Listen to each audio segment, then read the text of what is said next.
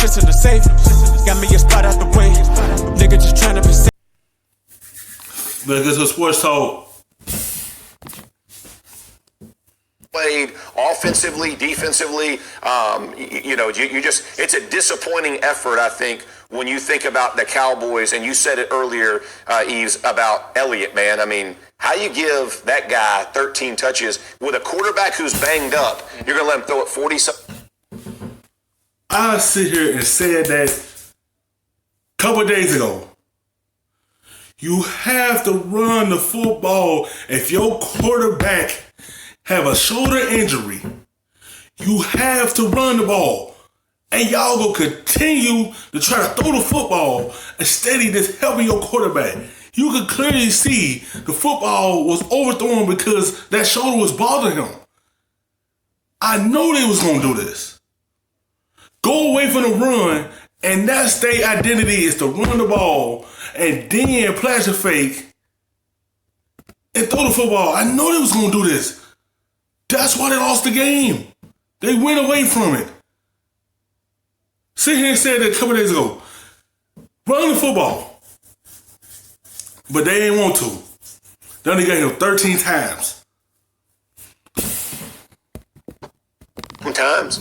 I don't know, man. I just, from the perspective of an offensive lineman, I would not have been happy. I can tell you that. I know going in, we are going to ground and pound it. We're going to keep the hottest player in our division being Carson Wentz on the bench as often as we can. And it's 17-9. This is not like this was a track meet that you had to compete in. This was a game that you fully had ability to win it had you just stuck to what you would do well, and they didn't perform. Tim, it seems like what Jeff is saying right now is what Cowboy fans and the media have been saying so many times after their games.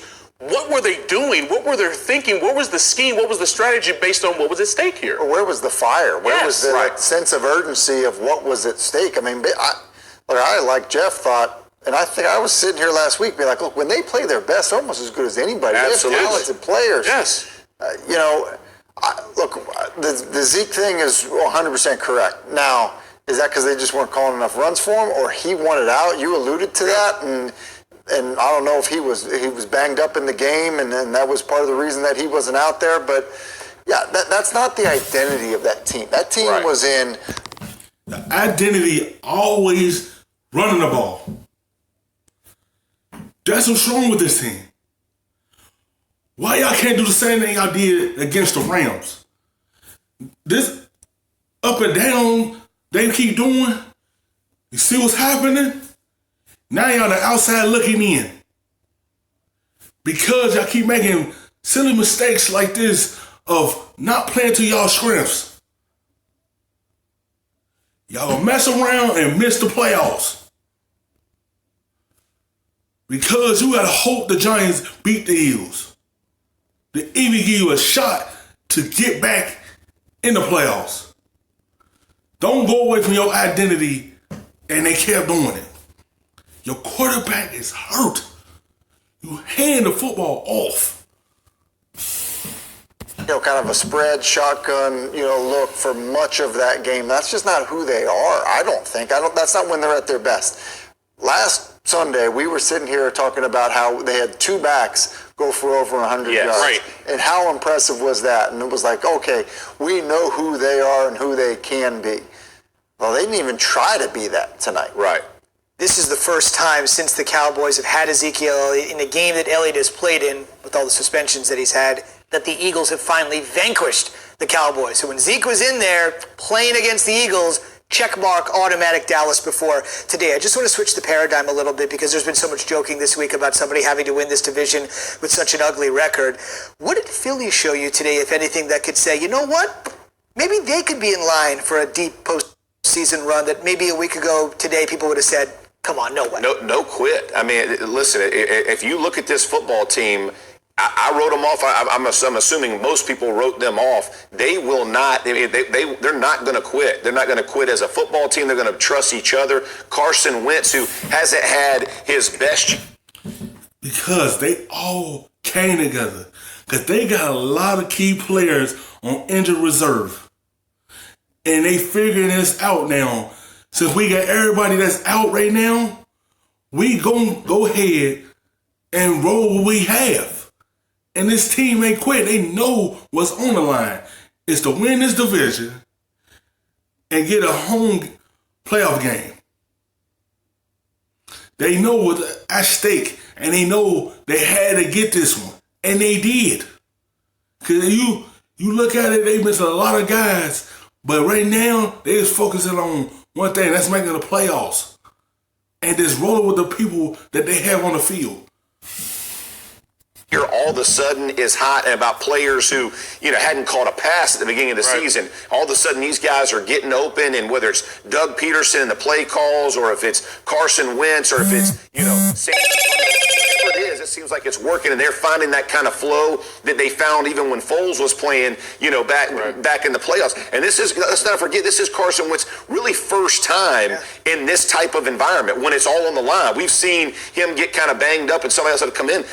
He played lights out again. We showed it when it mattered most. He's got no back down in him. I mean, whether he's got to pull it down and go run it for 8 yards and get him in a 3rd and 2 instead of a 3rd and long, he's doing it all, and you can tell that team is buying in to the mission at hand.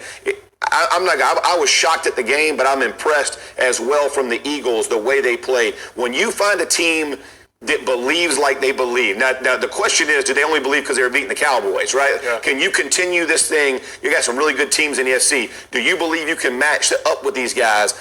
Man, I mean, it was an inspired effort, in my opinion. What do you think, Tim? Yeah, I mean, do I believe in them against some of these? Right. No. Probably don't. Now, I think because both of these teams are inconsistent. You can say that. But you could vouch for the Eagles because what's going on in their team. They got injuries going on around their team. The Cowboys, there's no excuse. They need the same team that they had last week.